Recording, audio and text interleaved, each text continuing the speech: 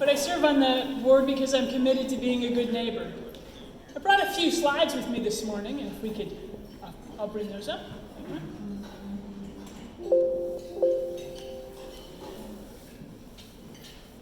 So we just did a fields project along 9th Street. I know at Downtown Development we like to show pictures. So this is what that 9th Street property looked like before, and this is what it looked like after the project. I'm having trouble advancing here. Another view of the before and after. Carry on. Carry on. And one more. And this is what it looks like with the lights on at night. And there's one more after that. So they've given me 5 minutes for this introduction. I'm just going to leave that there. I like to imagine UPS pilots enjoying the view. So we're not here to discuss Spalding University. We're here to discuss the state of the downtown. My husband, Mac, ran Bernheim Forest for a couple of decades. He's not really a city guy. He loves to watch those television shows about people alone in the woods.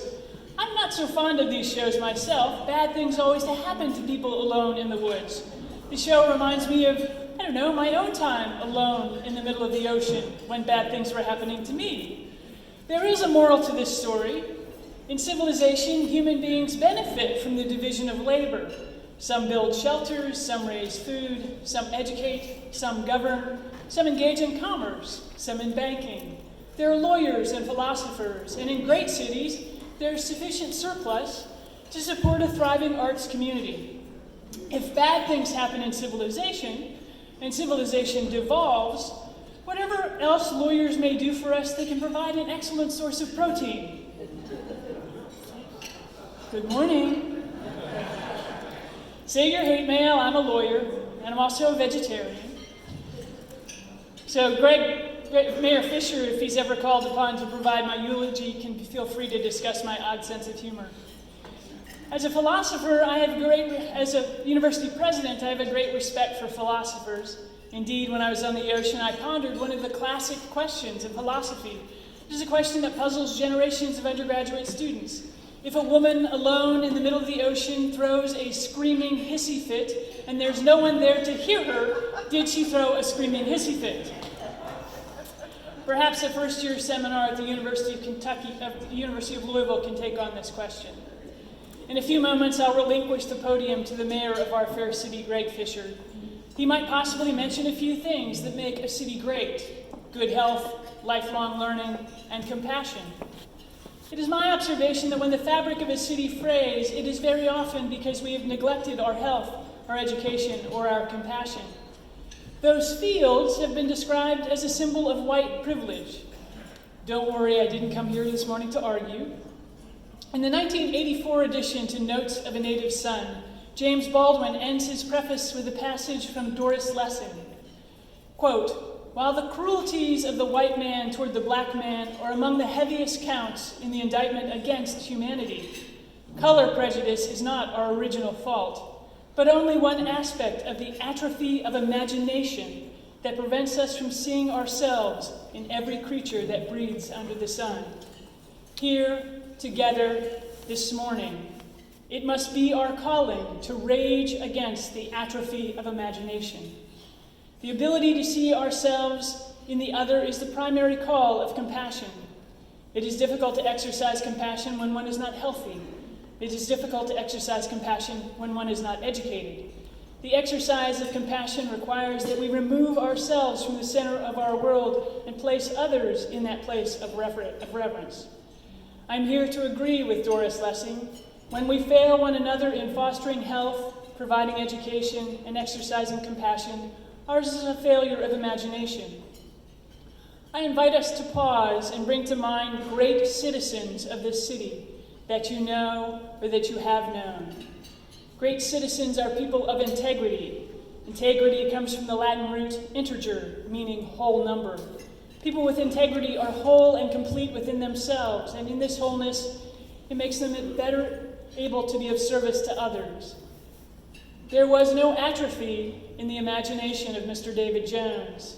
He was white, and he was privileged. About 5 years ago, Mr. Jones was on the Spalding campus to visit the Columbia gym, where he learned how to box. Mr. Jones had boxed in that same gym where the boy who would become Muhammad Ali learned to box. After he had toured his old stomping grounds, Mr. Jones asked, "What are you working on?" I explained that we had been trying for some time to create playing fields along 9th Street, but that we were finding it a little difficult to raise money to bust up the old industrial foundations constructed of concrete and rebar. He laughed. I asked nothing of him that morning. He was my guest. But a few weeks later, Mr. Jones sent Spalding a pledge for the purpose of breaking up concrete and rebar. Something you really want to put your name on, concrete and rebar. Mr. Jones was not content to see the world as it is. His imagination saw the world as it could be. He and his family have set examples of how to use wealth and privilege for the good of the other. The Downtown Development Corporation relies on your support. And if you have anything left over, we're still raising a little money to pay for those fields. It's a great day to change the world for the better. I give you the Mayor of Louisville, the Honorable Greg Fischer.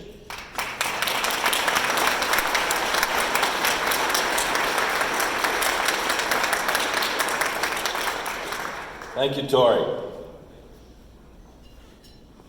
It's an amazing time to come together to celebrate our downtown. We're going through a real renaissance in Louisville right now, and it feels great to be part of it. So many of you all have been front and center on this work for a long time, so it's fun to see it all coming together, knowing that we got a lot more to do, but certainly we got tremendous momentum to work on. I want to thank Tori as our chair of our effort here. Nice job, Tori Murden. And also thank Rebecca Matheny and her team for this event and all the work that they do to help boost our downtown each and every day. So we come together once a year to reflect, and it's really kind of hard to believe, but we're about to begin not just a new year, but a new decade. So it is a good time to look back and reflect and look ahead and anticipate as well. So when you think about where we were at the beginning of the decade versus where we're at now, I think the transformation, the renaissance of downtown is very promising on both where we've been and where we're going. You can just take a look at our skyline to see a lot of changes over the last decade. Here's a partial list of some of our accomplishments. So we finally got the Ohio River Bridges project completed after 40 years of discussion. Once we said, let's go, we got that done in a relatively short period of time. The Downtown Convention Center, of course, has been renovated to rave reviews. Our hotel scene, about 2 dozen or so new hotels in and around the downtown area, including the Omni, which has really helped offer a new product to our city most recently in the last couple of weeks, the Distill and the Moxie. Tremendous and beautiful renovations of some of our classic hotel properties like the Brown, the Galt House, the Sealback. We got our first 365-day-a-year tourism experience now with Bourbonism. Bourbonism is really just getting started. Of course, bourbon and local food tourism. We've gone from 0 Bourbonism experiences downtown to 10 right now. When you think about Whiskey Row survived the wrecking ball and a massive fire, and is now, I think, creating one of the great blocks in all of America. Our food scene, our local food scene, is always in top 10, whether they're a national list and many global lists as well. We have 16 million tourist visits a year now. And we know that when people visit a city, the question they ask is, take me to downtown. They don't say, take me to the suburbs, right? They want to see where's the action, and it's always downtown is where that is. But it's great now that when you go downtown, there's people moving around all the time. And more often than not, it's tourists that are coming to our city. And when I speak with them, I can see that their expectations are being exceeded. So they're going to come back and go home as raving fans. Downtown now is a hotbed of events, of festivals. There's always something going on. And downtown's prosperity is spreading to her edge neighborhoods as well. When you think about what's going on in Portland, in Nulu, Butchertown, home of the new soccer stadium, Botanica, there's just a lot that's happening, a lot to look forward to as well. The Russell neighborhood is going through a great renaissance right now with the revitalization of Beecher Terrace into a mixed-income, mixed-use community. That project is the cornerstone of about $1 billion of investment that's happening west of 9th Street now, helping to make sure that we're connecting vibrant downtown growth with the west end of Louisville. So all of this is happening and many more, and it is a great record of success, and it's a product of just lots and lots of partners coming together to make things happen. And oftentimes at the quarterback at the center of those projects is Rebecca and the Louisville Downtown Partnership, making a lot of this stuff come together. So let's give a round of applause for LDP.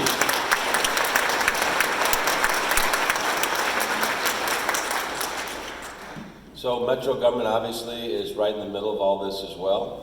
We're a super proud partner in these efforts. So I want to thank our Metro team over here for the great job that you all do each and every day to make all of this happen. I also want to thank the Louisville tourism team. They've done an incredible job, and Louisville tourism is seen as best in class around the country when you think of how they've taken the whole urbanism concept and the authenticity of our city, and particularly downtown, and have now generated that into one of America's great tourism spots, year over year, #1 in hotel growth. They've done a great job for our city, so be sure to thank Louisville Tourism when you see them. And obviously we're not done. I think that we're just getting started. We've got incredible momentum to build on now in the years ahead, because as it relates to downtown, we see more and more people wanting to live downtown, because all of the amenities that somebody would want are downtown. So that's the good news. We've amenitized our downtown, especially compared to other cities. When I was in Indianapolis a couple months or so ago, their downtown is ahead of ours in terms of development. And we've got quite a few Indianapolis developers working in downtown. And I asked them, I said, what's going on? Why do you think we are not moving as fast as Indy relates to downtown development? Well, #1, they're several years ahead of us. But #2, what they said was very reassuring to me. They said, that usually downtowns are lacking in amenities, and there's more business concentration than there is amenities. They said the wonderful thing we love about Louisville is you all have amenitized your downtown, in other words, restaurants, bars, experiences, convention center, to where it's already in place in a top-notch perspective. And I said, well, why is Indy's downtown growing the way it is? And they said, from a business standpoint, if you don't have a business located downtown, you're at a competitive disadvantage. So you're seeing a lot of businesses with a downtown location and a suburban location. And they said that they received 4 applicants for the downtown business location versus 1 applicant for the suburban location, because people want action, and the action comes where there's density of activity. So I think when we are thinking about the next step for downtown, it's more and more of our businesses relocating from suburbs to downtown. Certainly when we're doing economic development, most folks are looking at downtown locations as well. So this is going to be kind of the next step. We have seen some growth of businesses downtown, but not what we're going to see. The good news is our amenities are already in place for that. We have a big business announcement later today. We're cutting the Future of Work Hub space powered by Microsoft. As you all know, we're the first city in the country to work with Microsoft on how to create a city driven by artificial intelligence and data science, artificial intelligence for good. So the eyes of the tech world are on our city, what we're doing with AI and our health tech innovation in aging care space and manufacturing space as well. So that's good for us, because we'll be seeing more and more innovation and tech companies locating along East Main Street, East Market Street. Innovation District will be growing there even more, in addition to the health tech work that we've got going on there. So that's all very positive. It's one thing when you look forward, if you don't have anything in the hopper, we have a lot in the hopper, and that is a wonderful thing for our city, and I know that you guys will take full advantage of that. The other area that gives a real pop to a city is the hospitality segment. We punch above our weight with hospitality because of urbanism. I think on a scale of 1 to 10, if 10 is like fully built out with global tourism, I think we're probably in a 2, 2.5. So we got a long way to go before we can see this experience maximized. So over this next decade, we'll see a lot more growth in the Bourbonism area. We're also seeing growth in the tourism as it relates to Muhammad Ali. Ali, of course, was a transformational human that just happened to be from Louisville. Cassius Clay, Tori just spoke about him, born at 3302 Grand Avenue. So people come from all over the world to learn about the champ. He passed away 3 years ago, but his popularity seems to be escalating in a way that some people didn't think was possible. So we think, especially when we compare his brand and what he has to say about the human condition and the optimism that he brings to people realizing their full human potential, we see Ali tourism growing by a factor of 2, 3, or 4 over this next decade. So that's something else for us to be thinking about. So those are ways for us to continue to build on the great success of this past decade as we look to this future decade as well. And the wonderful thing about our city, as you all know, is we've got not just great, friendly people here, we also have tremendous bones to our city. When people will come and say, you have a beautiful city filled with friendly people. And I still believe, while that might sound a little old-fashioned, people like that. We need to have islands of civility. We need to have islands of innovation and equity and compassion and global cities in our country so that people can say, we are all in this together. We rely on each other. We appreciate our differences. Diversity is our strength. And where that all comes together is in the downtowns of America. So I'm really proud of the progress that we're making, that you guys are doing. And this now, I think, is our moment to take this to the next level. To help us understand how we take that to the next level, please welcome to the stage Rebecca Matheny, the Executive Director of LDP. Rebecca.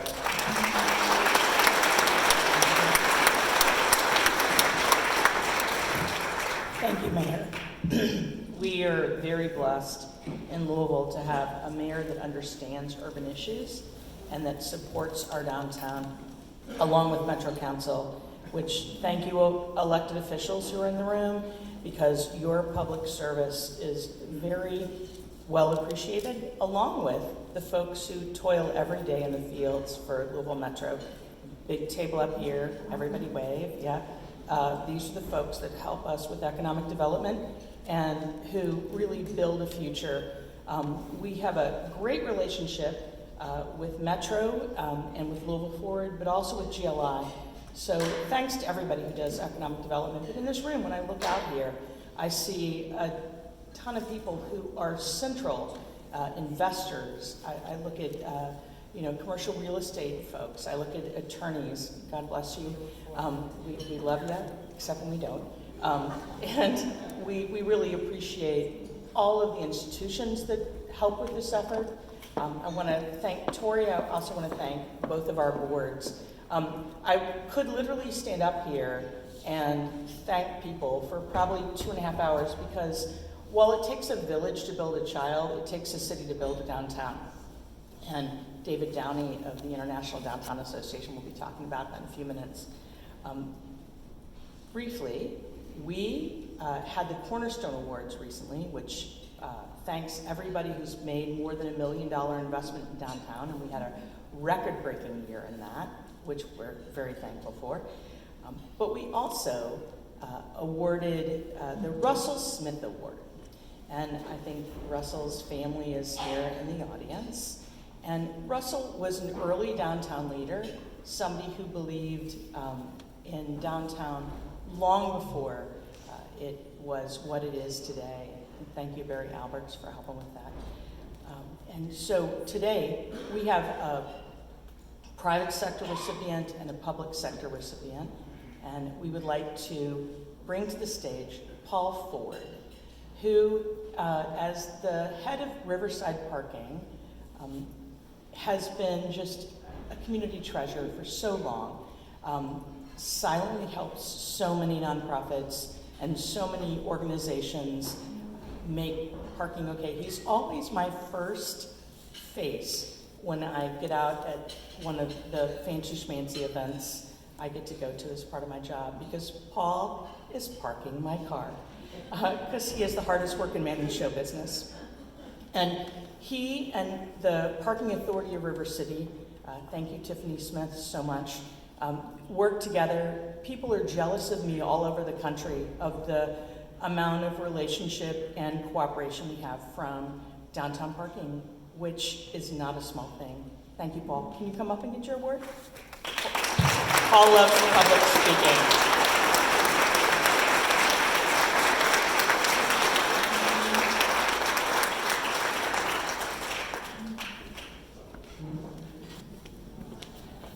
I think the mayor's going to come out and present this. There we go.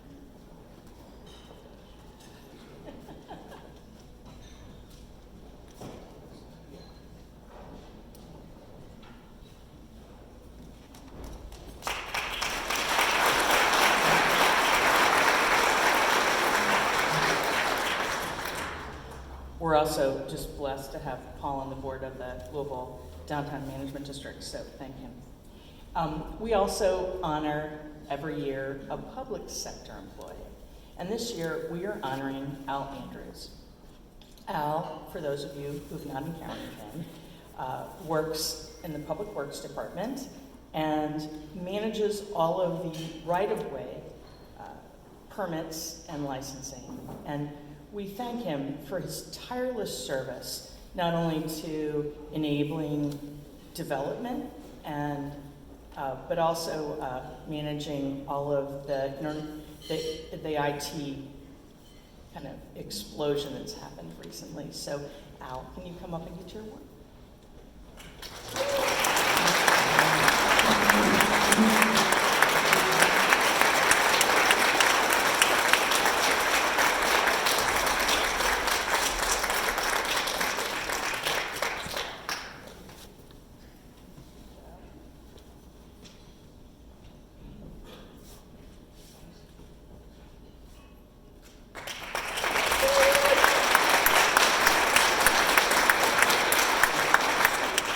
Our everyday. The only reason why we actually have working traffic patterns is because of Al, so we thank him for that. So in moving